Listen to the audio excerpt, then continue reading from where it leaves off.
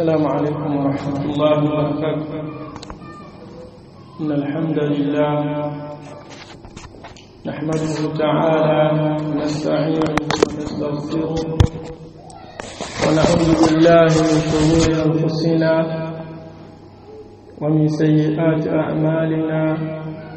من يهده الله فلا مضل له ومن يضلل فلا هادي له، وأشهد أن لا إله إلا الله وحده لا شريك له، وأشهد أن محمدا عبده ورسوله. أما بعد،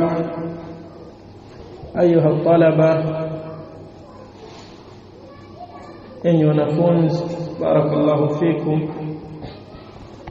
na waislamu wote kwa ujumla, tukiwa katika usiku tarehe 2 katika mwezi wa Rabiul Awwal mwaka 1448 Hijiria, kwa idhini yake Allah subhanahu wa ta'ala tumekusanyika hapa kwa ajili ya radi na majibu dhidi ya Shia ambaye amejivika vazi la usufi. Jina lake ni Shafi Basalim As-Salimi. Hilo jina ambalo anatambulika nalo kwenye mtandao wake wa YouTube. Katika harakati zake za kidawa, na ni kawaida yake, amewatuhumu Ahlus Sunnah wal Jamaa Salafiyuna kwa tuhuma chafu katika mahojiano yake, ambayo ni kama kipindi fulani ambacho kinaendeshwa kwa mujibu wa maswali na majibu. Na kipindi hicho wamekipa unwani inayosema hatari ya uwahabi kwa umoja wa Waislamu. Hatari ya uwahabi kwa umoja wa Waislamu. Sheikh Shafi Salim ndio mgeni wangu wa leo, ambapo mada kuu leo tunazungumzia ni hatari ya uwahabi kwa umoja wa Uislamu. Hatari ya uwahabi kwa umoja wa Uislamu ndio mada kuu leo tutaizungumzia hapa. Unwani hii kwanza imekaa kimakosa, kwa sababu wanaposema uwahabi wanakusudia kwamba ni kile ambacho amekilingania Sheikh Muhammad bin Abdul Wahhab rahimahullahu ta'ala. Ukisikia uwahabi, maana yake ni da'wa ya Sheikh Muhammad bin Abdul Wahhab, Allah mrehemu. Kwa hiyo unwani hii walioiandaa ya kwamba hatari ya uwahabi kwa umoja wa Waislamu, unwani hii moja kwa moja imekaa kimakosa, kwa sababu hakuna hatari yoyote iliyopo katika da'wa aliyoifanya Sheikh Muhammad bin Abdul Wahhab, na badala yake kuna khairi kubwa, kuna khairi adhim, kuna neema kubwa, neema ambayo ni sababu ya kuenea sunna katika ulimwengu, neema ambayo ni sababu ya kuenea ilmu kwa shababu wengi na mashaikh wengi, ilmu inayotokea katika biladul haramaini ash-sharifaini, katika miji mitukufu miwili Makka na Madina, kadhalika katika nchi ya Saudi Arabia, ilmu inayotoka huko na kuenea kwa watu katika kila pembe ya dunia, la shaka ni matunda ya da'wa ya Sheikh Muhammad bin Abdul Wahhab rahimahullah ta'ala. Kadhalika ilmu yake imekuwa ni sababu ya kusimama daula ya Saudi Arabia, daula ambayo ndio daula pekee inayosimamia almanhaj salafi, manhaj na mwenendo wa Mtume sallallahu alaihi wasallam, pamoja na kwamba hayafichikani makosa katika daula hiyo, kwa sababu al-kamalu lillahi tabaraka wa taala.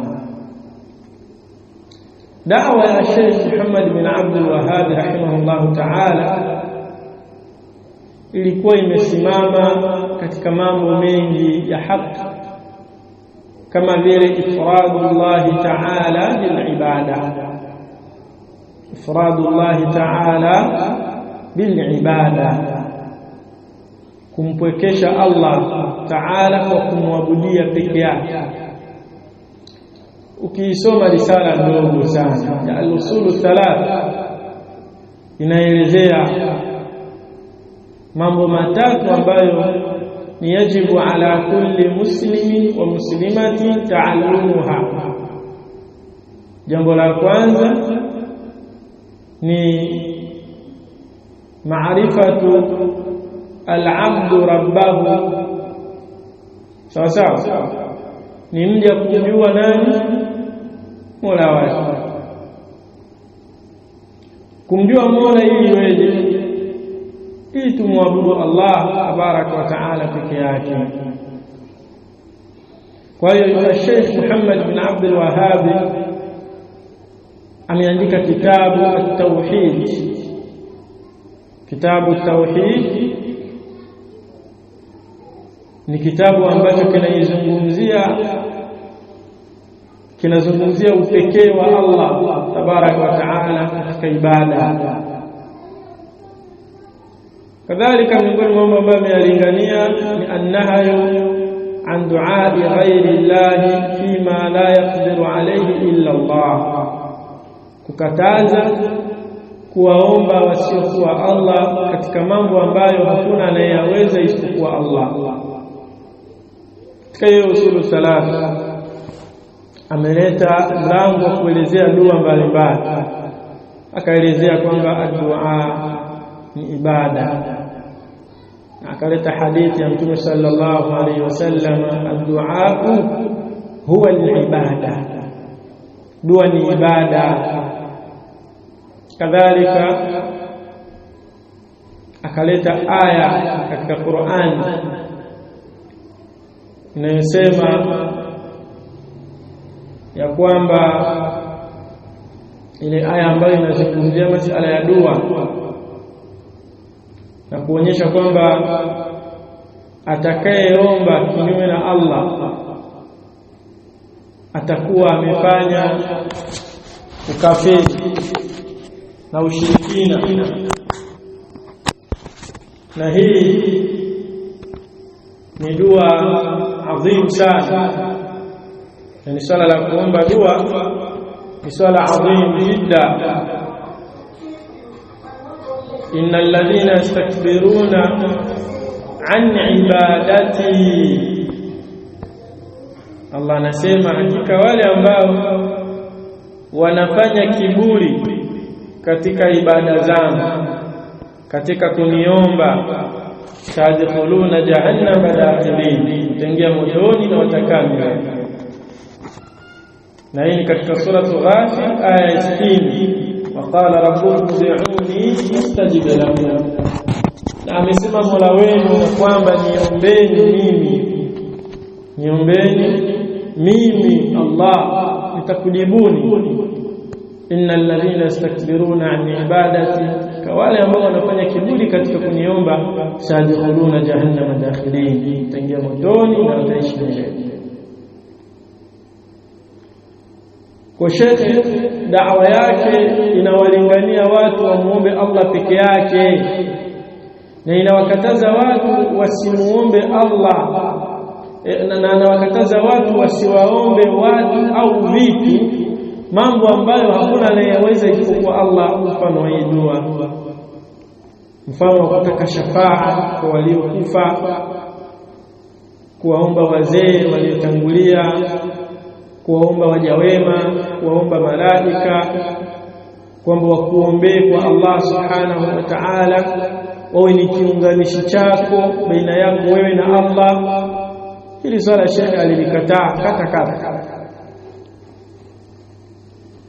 Miongoni mwa mambo ambayo amelingania kadhalika ni at-tahdhiru min al-ghuluwi fi as-salihin, tahadharisha ghulu, kuchupa mipaka kwa waja wema, na haya yapo katika kitabu tauhid, kitabu tauhid alladhi huwa haqqullahi ala al-abid, kitabu kinachozungumzia kumwabudu Allah peke yake na kumpwekesha katika uendeshaji wa mambo yake peke yake, na kumpwekesha katika majina na sifa ambazo zinaendana na utukufu wake na ukamilifu wake. Kitabu hiki kinaelezea tauhidi ambayo ndiyo haki ya Allah kwa waja.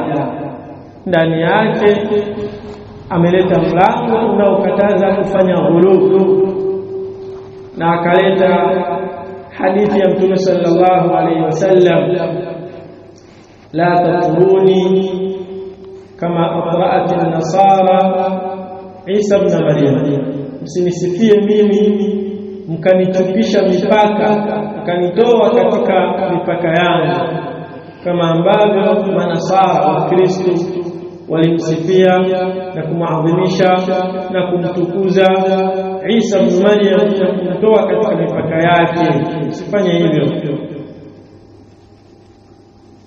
Kwa katika mambo ambayo ameyalingania Sheikh Muhammad bin Abdul Wahhab rahimahullah ta'ala.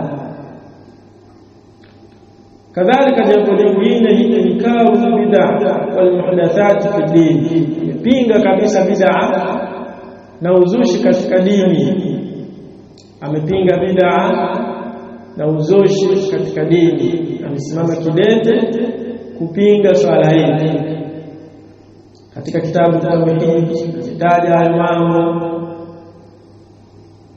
Jambo la tano, al-inayatu bil kitabi was sunnati wa muharabati at-taqlid al-a'ma.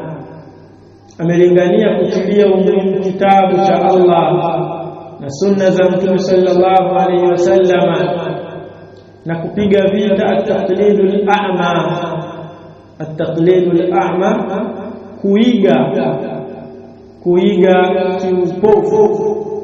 Katika usulu thalatha, mwanzo kabisa ameelezea mambo manne ambayo ni wajibu kwa kila Muislamu kujua. Jambo la kwanza, al-ilm, ni mtu kuwa na elimu. Huwa ma'rifatul 'abd wa huwa ma'rifatul 'abd rabbahu, ni mja kumjua Mola wake sawa sawa. Al-ilm, na kuijua dini ya Uislamu, adila kwa dalili. Kadhalika kumjua Mtume sallallahu alayhi wasallam. Jambo la pili, al-ilm, kisha al-amal, kufanyia kazi elimu hiyo. Jambo la tatu, ad-da'wa, kulingania kile ambacho umekisoma. Jambo la nne, as-sabr, kuwa na subira. Kwa al-inaya bil kitabi was sunna yakunu bita'allumi al-ilma, inakuwa kwa kusoma elimu na kuijua dini ya Allah subhanahu wa ta'ala, kujua maamrisho na makatazo. Kwa hiyo amelingania mpaka kaleta kauli ya al-Imam Shafi'i rahimahullah ta'ala, ameleta kauli ya al-Imam al-Bukhari, ambayo kauli hiyo tabaan ni mlango ambao ameuandika katika kitabu chake cha hadithi katika sahihi yake, babu al-ilmi qabla al-qawli wal-amali, mlango unaozungumzia kusoma na kujua dini kabla ya kutenda na kuzungumza. Al-Imam al-Bukhari akastadili na aya na usema fa'lam annahu la ilaha illa Allah, soma na ufahamu na ujue kwamba jambo la kwanza ni kufahamu na kwamba hapana mola apasaye kuabudiwa kwa haki isipokuwa Allah tabaraka wa taala. Jambo la sita, katika leo yalingania Sheikh Muhammad bin Abdul Wahhab التأكيد على توحيد الأسماء والصفات kutilia mkazo juu ya kumpwekesha Allah katika majina yake na sifa zake ambazo zinaendana na utukufu wake, wa ithbatuha kama jaat, na kuzithibitisha sifa hizo kama zilivyokuja fi nususi, katika dalili mbalimbali za wazi, wifqa almanhaj as-salafi, wifqa almanhaj as-salafi, kwa kulingana na manhaj ya as-salaf as-salih. Katika hili Sheikh Muhammad bin Abdul Wahhab Allah mrehemu amefanya kazi kubwa kiasi kwamba walitokea watu ambao wanamtuhumu Sheikh kwamba ni mushabbih, ya kwamba ni mujassim, na wakiwemo na huyu kijana naye ni miongoni mwao, anaona kwamba Sheikh ni mushabbih kadhalika ni mujassim, jambo ambalo si sawa sawa. Katika risala ambayo Sheikh aliandika kwenda kwa watu wa Qasim, anasema Sheikh Muhammad bin Abdul Wahhab akielezea itikadi yake kwamba wa minal imani billahi, na katika kumwamini Allah, al-iman bima wasafa bihi nafsahu, ni kuamini yale ambayo Allah amejisifu nayo fi kitabihi, katika Qur'ani yake, kitabu chake, ala lisani rasuli, kupitia katika ulimi wa Mtume sallallahu alayhi wasallam, min ghairi tahrifin wala ta'tilin, pasina ya kupindisha wala kukataa ama kupinga. Bal a'taqidu anna Allah subhanahu wa ta'ala, bali mimi Muhammad bin Abdul Wahhab na itakidi ya kwamba Allah utukufu ni wake na yeye yuko juu ya kila kitu, laisa kamithlihi shay'un, hakuna kama yeye, kama mfano wake chochote, wa huwa as-sami'ul basir, na yeye anasikia na anaona. Fala umfi anhu, wala mimi sipingi ma wasafa bihi nafsahu, jambo ambalo amejisifu nalo, wala uhadhifu kalima an mawadhihi, na wala sipindishi maneno na kuyatoa katika sehemu yake, wala ulhidu fi asma'ihi wa ayatihi, na wala sipindishi katika majina yake wala katika aya zake, sipingi. Allah amesema ni Ar-Rahman, nakubali. Allah amesema ni Ar-Rahim, nakubali. Aya zilizokuja katika Qur'ani nazikubali, wala ukayyi, na wala mimi simwekei namna Allah. Yani Allah amesema ana mkono, bal yadahu mabsutatani yunfiqu kaifa yasha, bali mikono ya Allah ni mabsutatani, imekunjuka yote. Yunfiqu kaifa yasha, anatoa riziki namna anavyotaka. Mimi sileti namna kwamba hiyo mikono ya Allah iko hivi au iko hivi, hapana. Mimi naamini kwamba hiyo ni mikono ya Allah, lakini sijui iko vipi. Wala umathilu sifatahu ta'ala bi sifati khalqihi, na wala sifananizi sifa zake Allah na sifa za viumbe wake.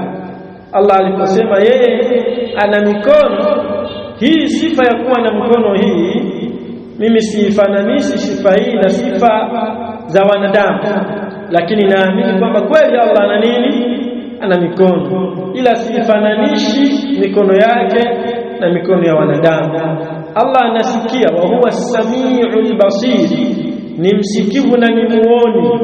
Mimi naamini kwamba Allah anasikia na anaona, lakini sifananishi uoni wake na uoni wa wanadamu au wanyama, liannahu ta'ala, kwa sababu yeye aliye juu, la samia lahu, hana wajina, hana mfanana naye, wala kuf'an lahu, wala kuf'an lahu, wala Allah hana mfano, wala niddan lahu, na wala hana mshirika muungu mwingine, wala yuqasu bi khalqihi, na wala hapimwi Allah kwa kutumia kiumbe chake. Fa innahu subhanahu a'zamu bi nafsihi wa bi ghayrihi, Allah ni mtukufu kuzidi watu wote. Wasdaqu qila wa ahsanu haditha, na ana maneno ya kweli zaidi na ni mzuri kabisa wa kuzungumza. Fanazzaha subhanahu amma wasafahu bihi almukhalifuna min ahli at-takyif wat-tamthil, kisha akaendelea kutaja itikadi yake katika upande wa mambo yanayohusiana na majina ya Allah na sifa zake. Haya ni katika yale ambayo Sheikh Muhammad bin Abdul Wahhab rahimahullah ta'ala amelingania. Kwa hiyo unwani ambayo hawa mabwana wameileta inayoonyesha kwamba hatari ya Wahabi ni unwani kwanza imekaa kimakosa, ni unwani batil, sio unwani sahihi, ni unwani batil, kwa sababu unaenda kinyume na ule uhalisia wa kile wanachozungumzia. Yani sawa wewe leo uende sokoni useme ya kwamba hatari ya kufanya biashara sokoni, yani umeenda sokoni, ima unauza vitambaa au unaenda kununua vitambaa, ukifika pale ukatengeneza unwani yako, hatari ya kufanya biashara sokoni. Hivi unwani hii itakuwa sawa sawa? La shaka unwani hii itakuwa ni unwani iliyokaa kimakosa. Tumeelewana?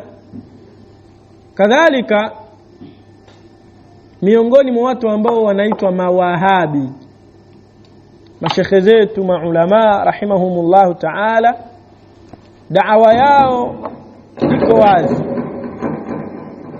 na da'wa ya mashekhe hawa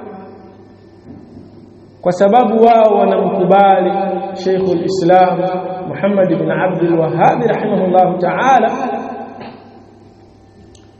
na wao wanaitwa mawahabi, na kile walichokilingania pia kinaitwa Wahabi. Tukimwangalia Sheikh Abdul Aziz bin Baz bin Abdullah bin Baz rahimahullah ta'ala, katika zile kazi alizozifanya katika da'wa alizozilingania, ameandika kitabu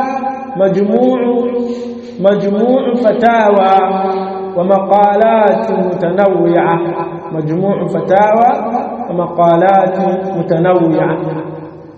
Kadhalika ameandika kitabu kidogo ad-durus al-muhimma li'ammati al-umma. Nenda kakisome kitabu hicho. Shafi Masalim, soma kitabu hicho kidogo, ukisoma tu dakika 20 umekaa kwa utulivu na kimaliza. Ad-durus al-muhimma li'ammati al-umma. Huo kataja masala ya tauhid, kataja masala ya sala, kataja zaka, kataja saumu, kataja masala mazima yanayotaallaq na kuwaosha na kuwasimamia na kuwazika na kuandaa maiti. Yeyote ambaye anataka kuwafundisha watu Waislamu wa kawaida masala mazima ya jeneza, akirejea katika risala hii, pamoja na kwamba ziko risala nyingine, lakini akirejea katika hii anawanufaisha sana watu, sababu ni risala ambayo ni nafi' jidda. Kwa hiyo je, na hii ni hatari katika umoja wa Waislamu? Kadhalika tukimsoma Sheikh Muhammad bin Saleh Al-Uthaymeen rahimahullahu ta'ala katika kazi zake alizofanya, ameandika sharh ya Mumti', Sharhul Mumti'.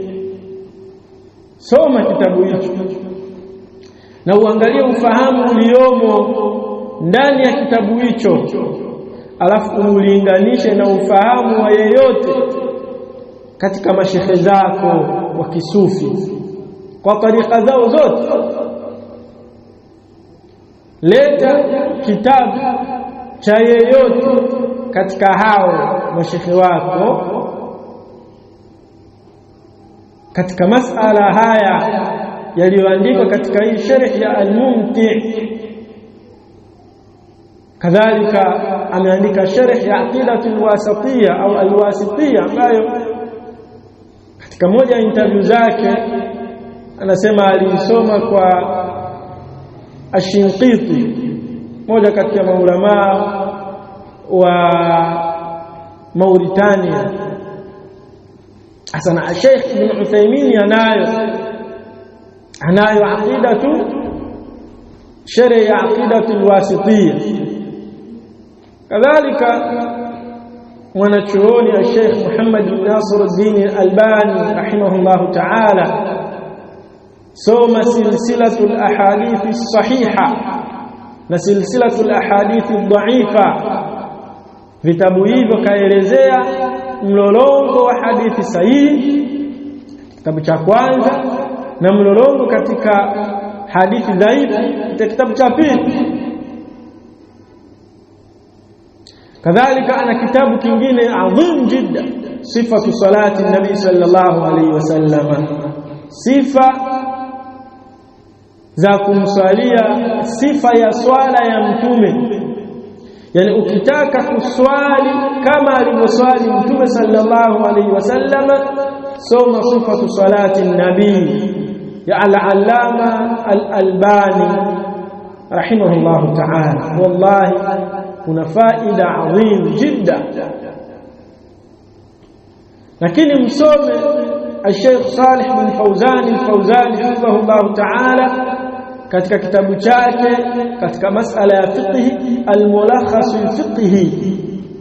Soma kitabu chake hicho uone faida adhim jidda. Kadhalika na kitabu al-irshad ila sahih al-i'tiqad, muongozo unaoelekeza itikadi sahihi. Soma kitabu hicho. Kadhalika sharh Aqidatul Wasatiyya pia anayo, na humo ndipo utaona itikadi ya mawahabi katika swala ambalo umelisema, swala la at-tajsim wa at-tashbih. Lakini kadhalika al-ajwibatul mufida an as'ilati al-manahij al-jadida, mwiba dhidi ya watu wa bid'a. Hiki ni kitabu ambacho ni mwiba dhidi ya watu wa bid'a kwa sampuli zao zote. Sasa soma vitabu hivyo vya maulama hao ili uone, je, maulama hawa wenye kulingania uwahabi, je, ni kweli uwahabi walioandika kwenye vitabu vyao ni hatari katika jamii, au una faida? Ule uwahabi una hatari katika jamii ya Waislamu au una faida katika jamii ya Waislamu? Soma vitabu hivyo. Lakini kadhalika tuje kwenye miji yetu,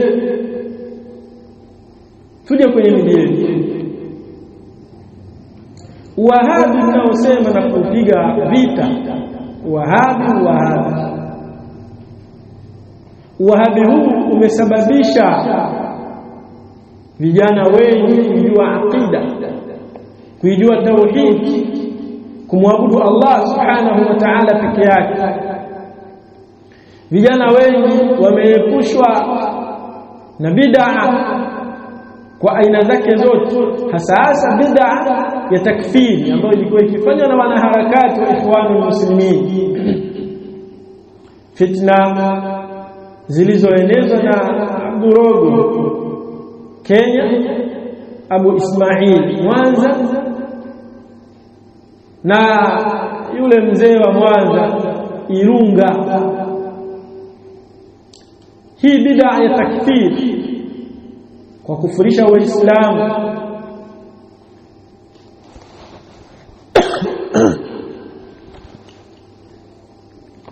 na kuwaraghabisha watu watoke katika toa ya watawala. Bid'a hii ilikuwa ina fitna kubwa dhidi ya vijana wa Kiislamu, lakini mashehe hao mnaowaita wa kiwahabi masalaf wakiongozwa na Sheikhuna Sheikhul Fadhil Abul Fadl Qasim Mafuta Qasim, Sheikh Abu Abdissalam Mujahid, Sheikh Dr. Khamis Imam, Sheikhuna Al-Fadhil Abu Musa Kiza, Sheikhuna Al-Fadhil Abu Saleh Jaafar na wengineo katika mashehe waliosimama kidete na kupinga na kupigana dhidi ya fitna ya ukhawarij. Sheikh Hussein Sembe ni watu ambao walitoa juhudi zao, lakini fitna hii ya ukhawarij ilikaribia kuondoka na roho ya Sheikh wetu Sheikh Abul Fadl Qasim Mafuta Qasim. Walipoona hawana hoja ya kumdhibiti, wakaamua kumtupia bomu na wakasababisha kumuua mwanafunzi wake, lakini Allah akamnusuru, akaendelea kutuonyesha haki kwa ukhawarij ambao ulipamba moto kwa kiasi kikubwa, ulizimwa na hiyo da'wa ya Wahabi ambao mnaisema. Na wakati dawa hii inapamba moto, nyie masufi, maikhwanul muslimina na wanaharakati wote mliunga mkono zile fikra chafu, na ndio maana vijana katika misikiti yenu walihamasika kwa ukubwa. Kwa hiyo da'wa ya Sheikh Muhammad bin Abdul Wahhab rahimahullahu ta'ala ni naqiya, haina uhatari wowote, ni safi, inapendeza kabisa, bali inameremeta. Walhamdulillahi rabbil alamin, imetakasika na uchafu, imetakasika na uhatari. Ni da'wa latifa, ni da'wa ila Allah subhanahu wa ta'ala wifqa almanhaj as-salaf as-salih.